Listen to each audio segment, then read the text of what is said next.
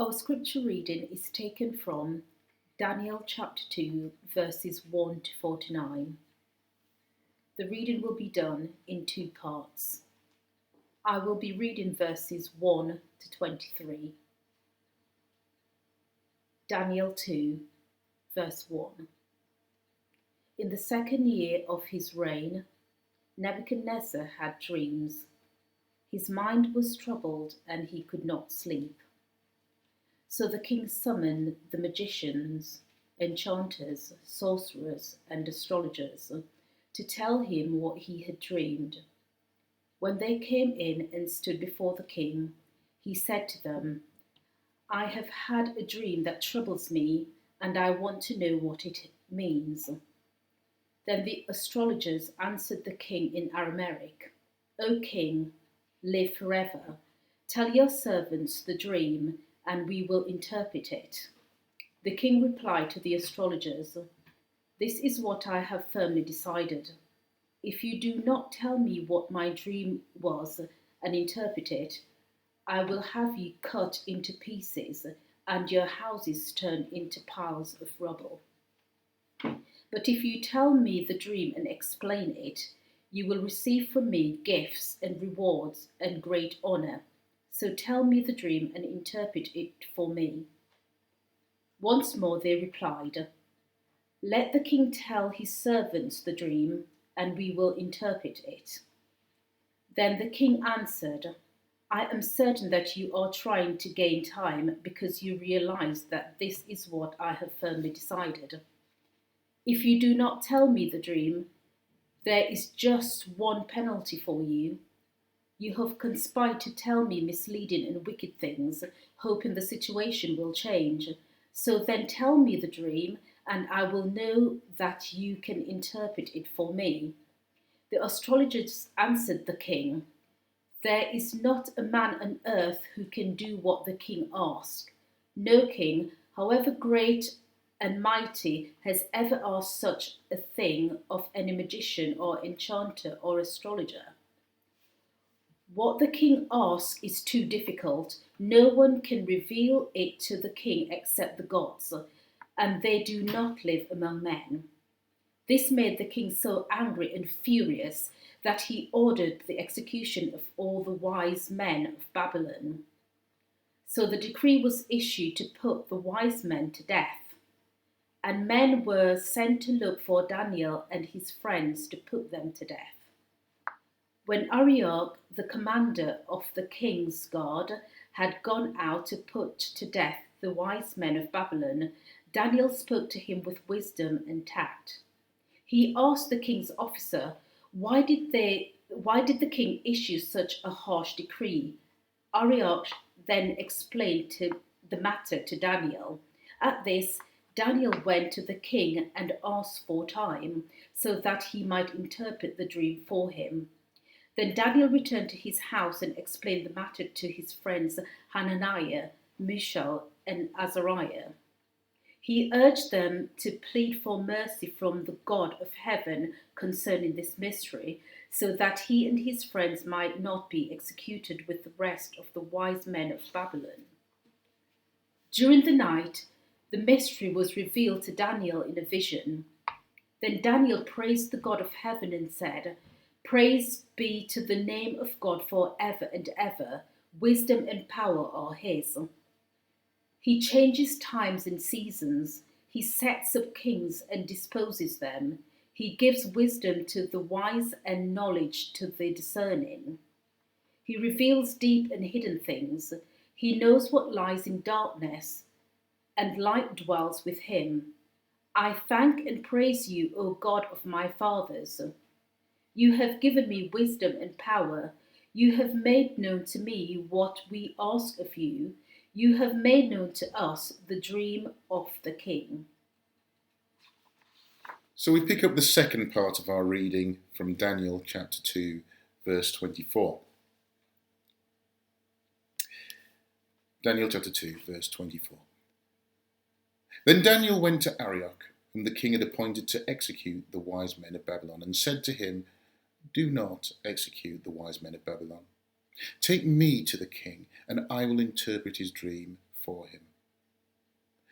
Arioch took Daniel to the king at once and said, I have found a man among the exiles of Judah who can tell the king what his dream means. The king asked Daniel, also called Belteshazzar, are you able to tell me what I saw in my dream and interpret it? Daniel replied, no wise man, enchanter, magician, or diviner can explain to the king the mystery he is asked about. But there is a God in heaven who reveals mysteries. He has shown King Nebuchadnezzar what will happen in days to come. Your dream and the visions that pass through your mind as you lay on your bed are these. As you were lying there, O king, your mind turned to things to come, and the revealer of mysteries showed you what was going to happen. As for me, this mystery has been revealed to me not because I have greater wisdom than any other man, but so you, O king, may know the interpretation, and that you may understand what went through your mind. You looked, O king, and before you stood a large statue, an enormous, dazzling statue, awesome in appearance. The head of the statue was made of pure gold, its chest and arms of silver, its belly and thighs of bronze, its legs of iron, its feet partly of iron, partly of baked clay. While you were watching, a rock was cut out, not by human hands. It struck the statue on its feet of iron and clay and smashed them. Then the iron, the clay, the bronze, the silver and gold were broken into pieces at the same time and became like chaff on the threshing floor in the summer. The wind swept them away without leaving a trace. But the rock that struck the statue became a huge mountain that filled the whole earth. This was the dream, and now we will interpret it to the king. You, O king, are the King of kings. The God of heaven has given you dominion and power and might and glory. In your hands he has placed mankind and the beasts of the field and the birds of the air.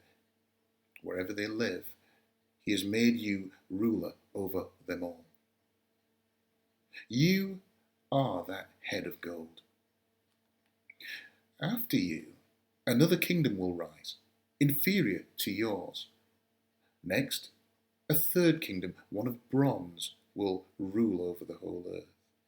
Finally, there will be a fourth kingdom, strong as iron, for iron breaks and smashes everything. And as iron breaks things into pieces, so it will crush and break all the others. Just as you saw that the feet and toes were partly of baked clay and partly of iron, so this will be a divided kingdom. Yet it will have some strength of iron in it, even as you saw iron mixed with clay. As the toes were partly iron and partly clay, so this kingdom will be partly strong and partly brittle. Just as you saw the iron mixed with baked clay, so the people will be a mixture and will not remain united any more than iron mixes with clay. In the time of those kings, the King of heaven, the God of heaven, will set up a kingdom that will never be destroyed. Nor will it be left to another people. It will crush all those kingdoms and bring them to an end, but it will itself endure. This is the meaning of the vision of the rock cut out of the mountain, but not by human hands, a rock that broke the iron, the bronze, the clay, the silver, and the gold to pieces. The great God has shown the king what will take place in future. The dream is true, and its interpretation is trustworthy. Then King Nebuchadnezzar fell prostrate before Daniel and paid him honor, and ordered that an offering and incense be presented to him. The king said to Daniel, "Surely your God is the God of gods and the Lord of kings, and the revealer of mysteries, for you were able to reveal this mystery." Then the king placed Daniel in a high position and lavished many gifts on him. He made him ruler over the entire province of Babylon and placed him in charge of all its wise men. Moreover, at Daniel's request, the king appointed Shadrach, Meshach, and Abednego administrators over the province of Babylon, while Daniel himself remained at the royal court.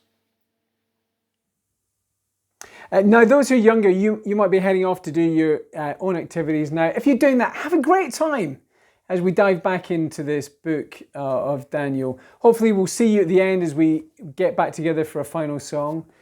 If you're staying and you have a Bible nearby, grab it again and turn back to Daniel chapter 2. And as you do that, let me lead us in a prayer. God our Father, again this Sunday as we come to you, we want to turn away from ourselves and turn to your word in our need for your grace, and in these times for understanding and for wisdom, and to draw close to the Lord Jesus, in whom all these blessings are found. By your Spirit, through your word, would you cause us to find him and to love and trust him? And we ask it in his name.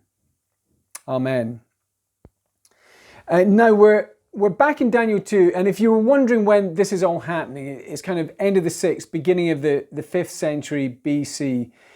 And God's people Israel, the nation of Israel, had long since split into two kingdoms. The northern kingdom, because of their sin, had gone off into exile. The southern kingdom, Judah, with the capital in Jerusalem, had been going the same way. They'd been ignoring God, rejecting his word, turning away from him. God had long warned about the consequences, but for the majority of the people, they kept going. And here at the beginning of Daniel, disasters come in the form of judgment at the hands of Babylon. What do you do when your life is caught in tough situations? What do you do if you can't see what God is doing in the world? If you were with us last week in chapter 1, we met Daniel and his three friends. They were among some of the first to go into exile in Babylon from Judah, and we saw what they do. They resolve to be loyal to God. They decide to keep trusting God wherever else is happening. And the message of the book is that was the wise move. That was wisdom. You know the old adage about knowledge and wisdom. And knowledge is knowing that a tomato is really a fruit. Wisdom is knowing never to put it in a fruit salad. And look, we're less concerned about where you plop a tomato. We're much more concerned about where you plop yourself in life. And wisdom at its best, it wants to take what we know to be true and joyfully plop it into practice in life. I guess we've been thinking a lot about that recently as we hear the kind of slogans that are coming out. Protect the NHS. Save lives. So what do the wise do? Well, at the moment where they can, stay at home. We're being told that's wisdom. But what about wisdom for the whole of life? And what about wisdom not just for a specific situation, but for the long term? Where'd you get that? Well, that's what this book, Daniel, wants to speak to us about. That's what it wants to offer us. And even here in this rather strange story about Nebuchadnezzar, we met him last week. He's the king of the world at the time. But at the beginning of Daniel chapter 2, he's had a really weird dream. Verse 1, his mind was troubled and he could not sleep. Now, in his day, people thought a lot about dreams, thought they would give direction for life. And that's the way Nebuchadnezzar's thinking. So he calls for his wise men, his kind of top religious boards, and he expects them to deal with the dream. And when they can't, he orders their execution in a most unpleasant way, verse 5. They're to be cut into little pieces. Their houses turned to rubble. You begin to sense he really hasn't been sleeping very well. But then Daniel steps in with what we're coming to expect from him, verse 14. Wisdom and tact. He asks for a little bit more time. And then after a night praying with his friends, he claims to have the answer. It's an enthralling story about Nebuchadnezzar, Daniel and his friends. Except you read it carefully and you realise it's not really about them. They're only here to let someone else shine out. And it's as you watch their interaction, you find yourself introduced to the main character, God. And getting to know him, you find wisdom for life. So here's the first thing this morning. God alone can tell you the meaning of life. And now, I'm no expert when it comes to wine, but whenever we have a glass at home, I love to try and play the amateur expert. I slosh it around my mouth and I say the kind of things that I've heard other people say. Oh, it's definitely getting citrus here. There's hints of oak all over it. I have no idea really, but that's what I like to do. And for us amateur experts, we're looking for something distinctive, a kind of key taste that flavours the wine. Daniel chapter 2. If you want to begin to get into that, if you want to begin to understand what's going on here, you want to think like a wine taster. Try and get the key flavour, slosh it round. Try it with me for a moment. Look, verse 11, the astrologers speak. Here's what they say. What the king asks is too difficult. No one can reveal it to the king. Down in verse 19, during the night the mystery was revealed to Daniel. Verse 28, there is a God in heaven who reveals mysteries. Verse 30, this mystery has been revealed to me. And then the punchline from the lips of a pagan king. Verse 47, surely your God is the God of gods and the Lord of kings and a revealer of mysteries, for you were able to reveal this mystery. Did you spot it? The key flavour running through it. The whole story is an absolute setup. It is set up to convince Nebuchadnezzar initially, and then you and me subsequently as readers about where you find life's meaning. God is the revealer. He can reveal what life's about. And now this dream, that the wise men ask what it was, but the king's suspicious. I mean, anyone can say they're interpreting a dream, just like anyone can say they can tell you what the meaning of life is. Nebuchadnezzar has different ideas, verse 9. Tell me the dream, and I will know that you can interpret it for me. I'm kind of impressed with him at this point. He doesn't want to be duped. The wise men reply, verse 11, no one can reveal it to the king except the gods, and they do not live among men. And you see what we're being told. When it comes to revealing hidden things, the pagan gods are silent. When it comes to questions of absolute meaning and purpose, they've got nothing to say, and there's no proof that they're even there. And you might think, well, look, looking for meaning in dreams, it's ridiculous anyway. We're scientific now. But it's not really helped us in the search for meaning, has it? Not in an absolute way. The atheist author John Gray wrote this in one of his books a while back. Science has supplanted religion as the chief source of authority, but at the cost of making human life accidental and insignificant. And you understand what he's saying? Life doesn't mean anything. You don't mean anything, not in any kind of absolute way. When it comes to questions of meaning, secular atheism delivers the same deafening silence as the pagan gods. Now, some people, like John Gray, want to insist, look, you've just got to come to terms. Life has no meaning, but I don't buy it. From the way we live, I'm not persuaded that we really think that or really feel that, not least because of the way we're responding to the coronavirus. And why else would we be willing to damage the economy in the hope of saving some more people?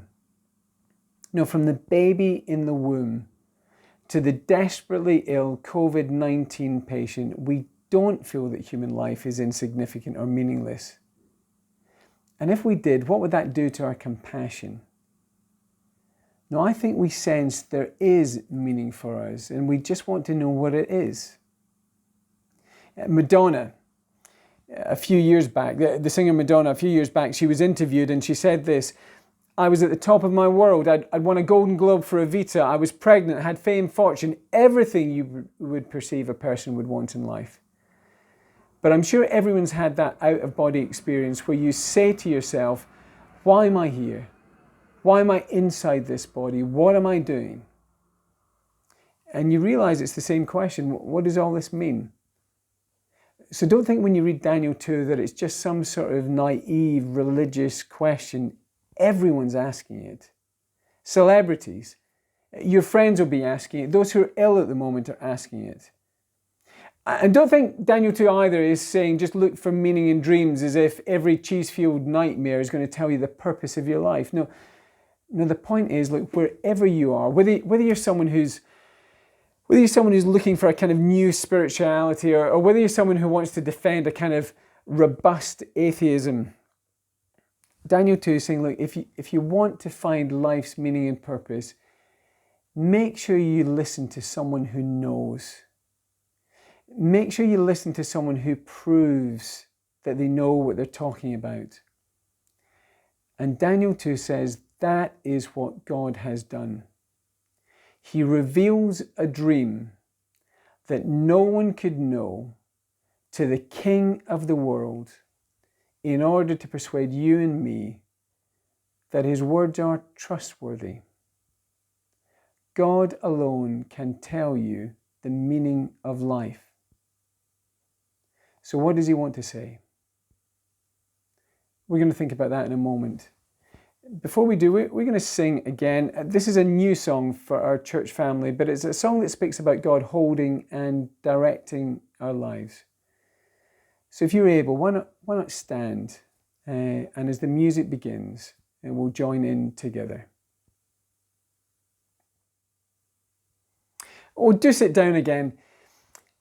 Now, we said just before that Daniel 2 is saying to us, God alone can tell us the meaning of life.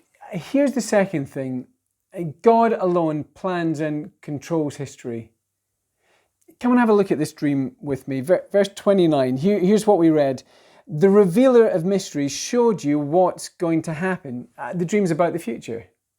And verse 31, Daniel says, look, there's a large statue. There's a head of gold, chest and arms of silver, belly and thighs of bronze, legs and feet, partly iron, partly clay. And then verse 34, a rock was cut out, but strangely not with human hands, and it smashes into the statue, grinds it to dust. But then this rock begins to grow and grow until it becomes a huge mountain and fills the whole earth. And you can imagine, can't you, if you were in the room, people looking from Daniel as he says this, and then looking to the king and wondering, did he get it right? Was that the dream? And then they notice the look on Nebuchadnezzar's face as if he seems to nod, saying, on you go. And they realize Daniel is bang on the money. He's absolutely right. So what does it mean? Verse 37. The statue stands for 4 kingdoms. Nebuchadnezzar and his kingdom, that's the head of gold. They're hugely impressive. 3 other kingdoms will follow, silver, bronze, and a clay iron mix. And you get the way the imagery works. There's kind of decreasing splendor, but increasing toughness, but a fragility that's built in towards the end. Then the rock. It's God's kingdom on earth. That's the meaning of the phrase. A rock was cut out, but not by human hands. Verse 44. The God of heaven will set up a kingdom that will never be destroyed. Now there's lots in this, but just think for a moment about what this is saying about history. This says history is not meaningless. History is not just an endless list of kings and queens and empires that come and go. The world is not that described by T.S. Eliot in his poem The Hollow Men. If you ever read that at school, we are the hollow men, we are the stuffed men. Our dried voices are quiet and meaningless, shape without form, shade without colour. This is the way the world ends, this is the way the world ends, this is the way the world ends. Not with a bang, but with a whimper. You wonder sometimes if there's people looking on at coronavirus with that kind of feeling, is this it? Is this the way it ends? Not with a bang, but with a whimper. But you read Daniel 2. You read these words, you listen to this dream, and God says, no, this is the way it ends.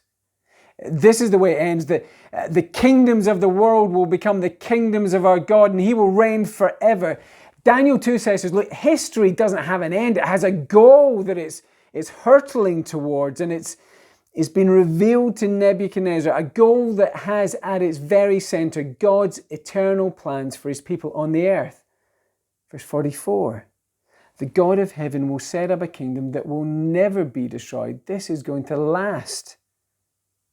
Daniel 2 is saying to us, look, if you're someone who wants to find meaning and purpose in life, if you're someone who wants to know, look, what is life all about?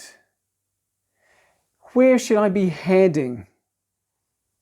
This says, look, you need to understand that goal. And if God's revealing history is not meaningless, it's going somewhere, he's also revealing it's not haphazard. Come and look at verse 37. Daniel, speaking to the king, says, you, O king, are the King of kings. The God of heaven has given you dominion and power and might and glory. History is not ultimately in the hands of kings or prime ministers. Any power they have has been given to them. Yeah, they can use it and misuse it. They'll have room to maneuver, but they're not in charge ultimately, any more than viruses or vaccines are. Even as it's right to battle one and look for the other. No, this is who's in charge, verse 20. Praise be to the name of God forever and ever. Wisdom and power are his. He changes times and seasons. He sets up kings and deposes them. Those of you who are teenagers, before you think, well, will I be able to do my exams? Will I be able to go to university? Think about this. Students, before you think, will I be able to graduate? Will I be able to get a job? Think about this. Engaged couples, before you think, when will we be able to plan our wedding? Think about this. Those of you who are feeling just incredibly frustrated and agitated about the lockdown, before you think, when will life get back to normal? Think about this. Those of you on the NHS front line, if you want the psychological tools to be able to cope with the genuine risks you face at times and the heartache that goes along with it, make sure you've thought about this. History is in God's hands, and that means your history is ultimately in his hands too. Christian, life or death, your ultimate future is secure. Doesn't feel like that at times. Daniel 2, God's people are in exile. Life's really hard. But God the Revealer tells them, my kingdom is coming. It is unstoppable. So if you want direction for life, look to him. Listen to him. He remains in control, even in difficulty. And for us today, we've got even more encouragement because the great revealer has spoken again. We read this at the beginning of the service. Do you remember these words? In the past, God spoke to our forefathers through the prophets at many times and in various ways. And you could include Daniel in that. But in these last days, he has spoken to us by his Son. The Son is the radiance of God's glory and the exact representation of his being. After he had provided purification for sins, he sat down at the right hand of the Majesty in heaven. Do you remember the words of the astrologers? It's too difficult what the king's asking. No one can reveal it to the king except the gods, and they do not live among men. The Christian good news, when you begin to get your head round it, this message about Jesus, when you start to understand what it's saying, and it really is stunning. It is something quite mind-blowing. It says that in Jesus, God did come to live with us. And he has spoken a final word to reveal his plans. The word of the dream, a kingdom established, but not by human hands. here it is in the good news about Jesus. Jesus, God's Son, held out divine hands on the cross in order to build a kingdom where foolish people could become wise, where foolish people like you and me who've lived turning away from God, ignoring Him, rejecting Him, were very far away, could be forgiven and brought back into His family. Daniel's famous in the Bible for his wisdom. As we go through this book, you'll see the stories, at times just outstanding wisdom. But understand that this book is written not just to show you wisdom, not just so you could look at it, but to offer it to you. The God who made everything, the God of the whole universe, who owes you nothing, is showing you the big picture of His plans for the whole of history. And the reason He's doing that is so that it can come with an invitation that says, will you listen to me? And will you continue or begin to build your history around the gracious history that I've planned in Jesus Christ? Thinking about university, looking for work, planning a wedding, battling a virus, or even coming to terms with some foolish things you've done in the past. Will you come and be wise now? If you will read the Bible this week and ask God, look, in my situation, will you help me to trust and follow Jesus? Daniel would say, you've joined the wise. In a moment, we're going to sing our final song together. If you've got youngsters who are off in another room doing something at the moment, why not go and give them a tickle? And if they're not engrossed in something they're really enjoying and you can pull them away, invite them to come back in with us. Our final song, it says about God, look, His plan is perfect, His victory is sure, and that's good to know in these uncertain times. But you can still sometimes feel, well, yeah, it wouldn't be for me. I've not done enough to deserve to be included. But this song reminds us, no, His grace is free. The kingdom that Jesus built, it didn't use any other human hands to do it. It didn't ask for your contribution. But He offers it to you freely. If you've already got Him as your Saviour, don't let go of Him. And if you've not yet, why not ask Him to be your Saviour? But as the music begins, why not stand and we'll sing this final song together.